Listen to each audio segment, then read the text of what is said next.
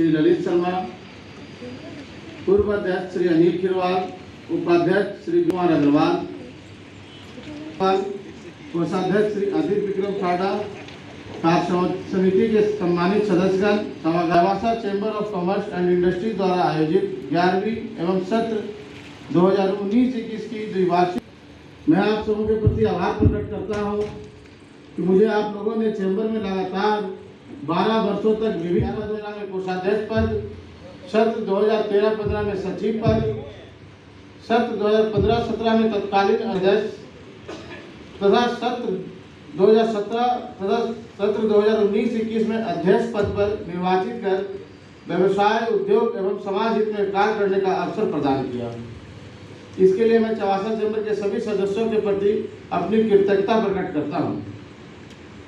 यह संस्था के संविधान की विशेषता है कि पिछले 12 वर्षों से लगातार मैं चवासा चैम्बर की कार्य समिति में विभिन्न पदों पर अपनी सेवा देते हुए आज आपके समक्ष गरिमामय एवं गौरवशाली संस्था के अध्यक्ष के रूप में खड़ा हूँ।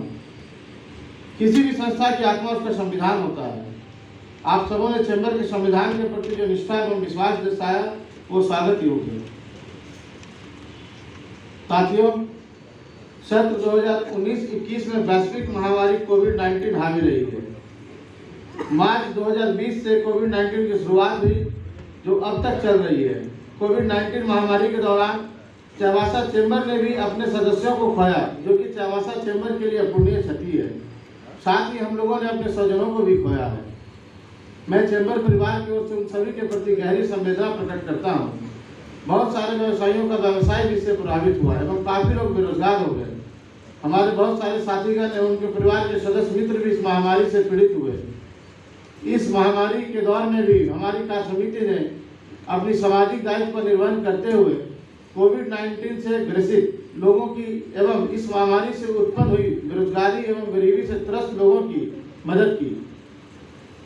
कोविड-19 के दौरान चवासा चैम्बर द्वारा रूटा ग्रुप के सौजन्य से 1000 पैकेट, चैम्बर के कार्य समिति एवं खाद्यान्न व्यवसायी सदस्यों के सहयोग से 1500 पैकेट एवं मेरे सहयोग से 1000 पैकेट सूखा राशन जरूरतमंद लोगों के बीच वितरण किए। के दौरान आवश्यक वस्तुओं की उपलब्धता एवं कालाबाजारी को लेकर विभिन्न तरह की भ्रामक बातें फैलाई जा रही थी, जिस पर चवासा चैम्बर ने जिला प्रशासन के साथ मिलकर खाद्यान्न व्यवसायियों के संग लगातार बैठक की।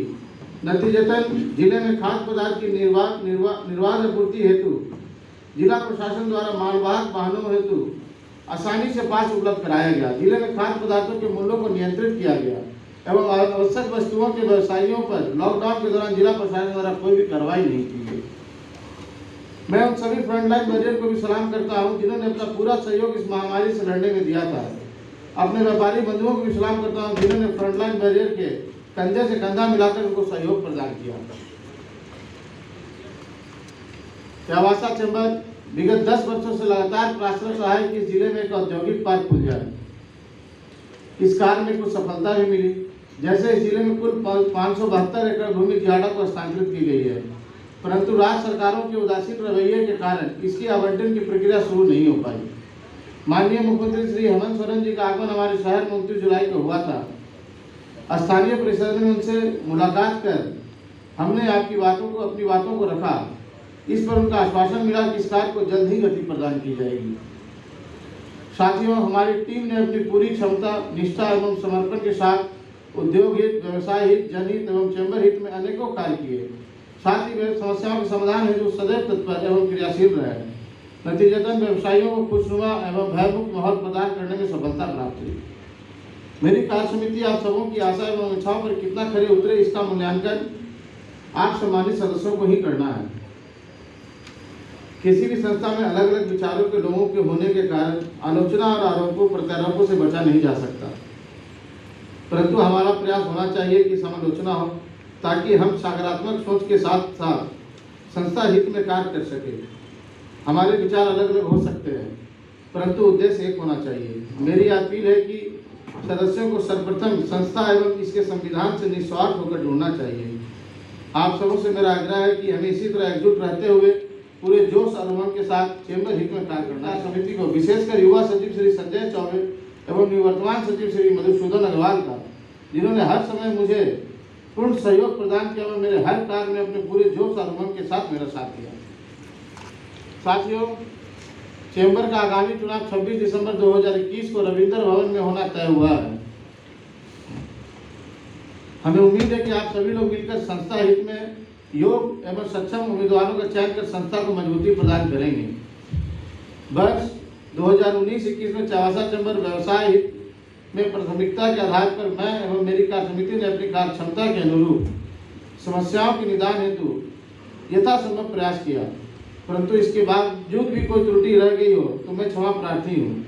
इन्हीं आशाओं एवं आकांक्षाओं के साथ अपेक्षित सहयोग, मार्गदर्शन एवं आशीर्वाद हेतु आप सभी को कोटि कोटि धन्यवाद। मुझे आशा है, नहीं पूर्ण विश्वास है कि भविष्य में भी आप लोगों का स्नेह, मार्गदर्शन एवं आशीर्वाद चैम्बर हित, व्यवसाय हित एवं समाज हित में अनवरत मिलता रहेगा।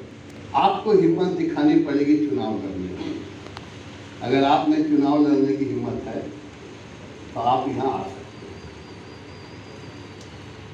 और फिर वहाँ जा सकते हैं। और इसी कारण आप देखिए कि इधर भी जीतने वाले लोग हैं, उधर भी जीतने वाले लोग हैं। और हमेशा से मेरा एक ही प्रयास रहा, जिस दिन चावासा chamber of commerce and industry का गठन हम लोगों ने 6-7 लोगों ने किया था आकाश होटल के रूम नंबर 210 में। मनोज गुप्ता भी वहाँ थे, प्रदीप सिंह भी थे। उस दिन से एक कल्पना थी कि संस्था का स्वरूप दूसरा होगा। ये पॉकेट संस्था नहीं होगी, चुनाव लड़ना पड़ेगा। और चुनाव हो रहा है 2009 के बाद से। 2009 तक इसलिए नहीं हुआ कि संस्था बहुत कमजोर थी। मुझे याद है 2001 में जब गठन किया गया इसका, तो सिर्फ 17 मेंबर हम लोग बने थे। 500 रुपया, 250 रुपया मेंबरशिप और 250 रुपया 2 साल का। उसमें भी कुछ लोग भाग गए, बोले यार 500 बहुत ज़्यादा है, कम करो। तो हम बोले तो कैसे चलेगा यार, पैसा फिर तो हम लोग को भीख मांगना पड़ेगा। और जिससे भीख मांगेगा वो फिर अपना कानून लागू कर देगा चैम्बर में। भिखारी का अपना क्या कानून होता है? कहीं नहीं होता है दुनिया में। भिखारी का अपना कानून किसका होता है? जिसका अपना पॉकेट में पैसा हो, उसी का कानून चलता है। लोग जुड़ते गए और आज हमारे मेंबर की संख्या है 350। और 500 रुपया जो लेकर मेंबर बने थे, आज हम 11,500 रुपया लेते हैं। और हमारी कार्य समिति, पहली निर्वाचित कार्य समिति तय करती है हमको कितना मेंबर बनाना है। ओपन फॉर ऑल नहीं है कि जो गया फार्म फेंका और पैसा देके ले गया। हमारी पहली निर्वाचित कार्य समिति तय करती है हमको इस बार 20 बनाना है, 25 बनाना है, 30 बनाना है। और उसके बाद हम 11,500 रुपया लेते हैं और वो आवेदन करता है। उसके बाद हमारी स्क्रूटनी बैठती है, एग्जीक्यूटिव कमेटी, और हम देखते हैं कोई गड़बड़ तो नहीं घुस गया 11,000 देके। उसके बाद हम, इन आज तक कोई गड़बड़ आवेदन नहीं किया, भी बता दे रहे सौभाग्य सब डरते कि छट जाएंगे, इससे अच्छा कि आवेदन मत करें। और एक लंबी यात्रा है। और देखिए, कोई भी संस्था दुनिया में जो है, वो जो सदस्य हैं उसकी पूरी इच्छा पूर्ति नहीं कर सकती। चैम्बर भी उसका अपवाद नहीं है।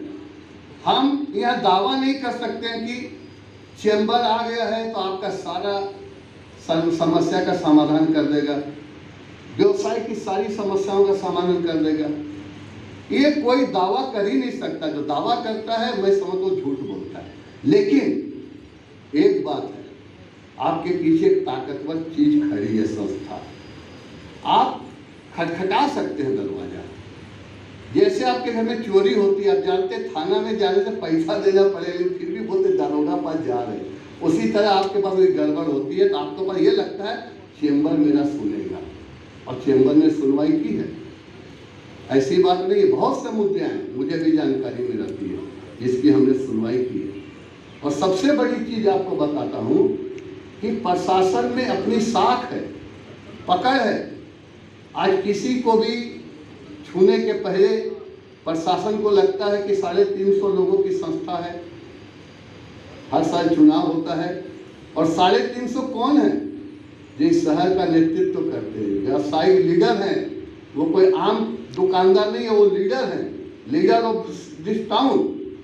तो अगर कुछ करेंगे तो हमको तकलीफ होगी, इसलिए वो भी समाज में इज्जत करता हमारी। नहीं भाई, चेंबर से हम लोग को भी बोलता है, हम लोग भी काम करते हैं, हमारी बात को भी सुनी जाती है। इस प्रकार हमारा एक यात्रा चला है। चुनाव 2009 से हुआ, आज 2021 आ गए हम, और फिर चुनाव का बिगुल बज चुका है।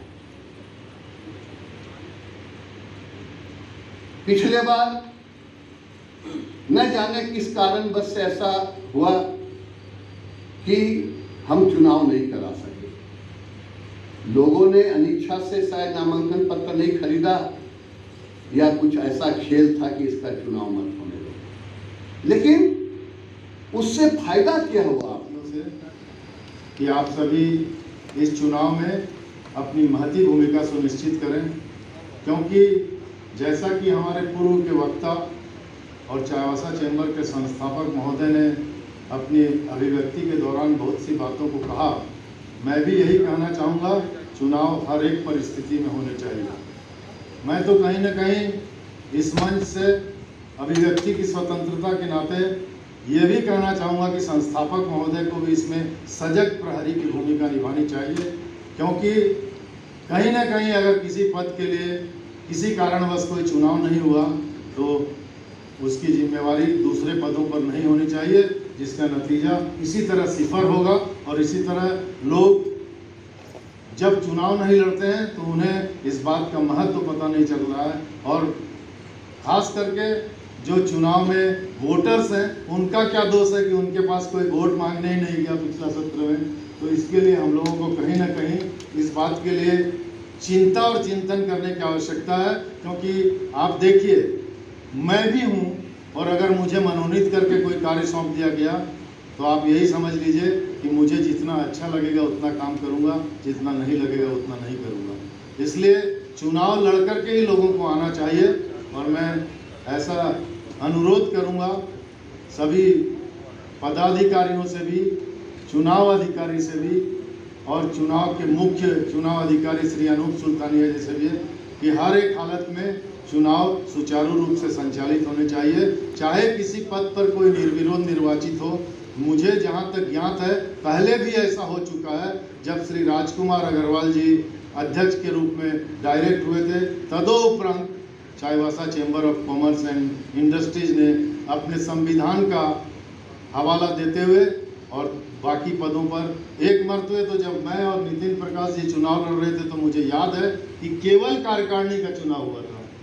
तो ऐसी कौन सी परिस्थिति आन पड़ी कि इस तरह के निर्णय लिए जाने लगे। मैं इसके लिए किसी को भी दोषी नहीं मानता हूं, लेकिन इस पर हमें आत्मावलोकन करने की आवश्यकता है कि इस तरह से संस्थाएं कहीं ना कहीं, जो संस्था का एक रेस होता है, एक स्पीड होता है, क्योंकि अध्यक्ष महोदय कहें नहीं कहें, मैं उनके दर्द को समझता हूं, क्योंकि मैं भी 2 वर्ष लगातार Chaibasa chamber of commerce and industries के आप सुधीजनों के आशीर्वाद से अध्यक्ष पद को सुशोभित करता रहा हूं। जब जब चुन कर लोग आते हैं तो उन्हें एक दर्द होता है कि इस तरह आम जनता से, आम वोटर्स से हम वोट मांग करके और इस पद को सुशोभित कर रहे हैं, तो हमारी नैतिक जिम्मेवारी है कि चैम्बर के लिए और आम व्यवसायियों के लिए अपनी जिम्मेवारियों का निर्वहन करें। लेकिन जब जब बगैर चुनाव हुए केवल मनोनीत होकर के इस तरह कार्य समिति होगी तो अध्यक्ष महोदय को बगैर कहे मैं जानता हूं कि जिन परेशानियों का सामना करना पड़ा वो आगामी काल में भी करना पड़ेगा।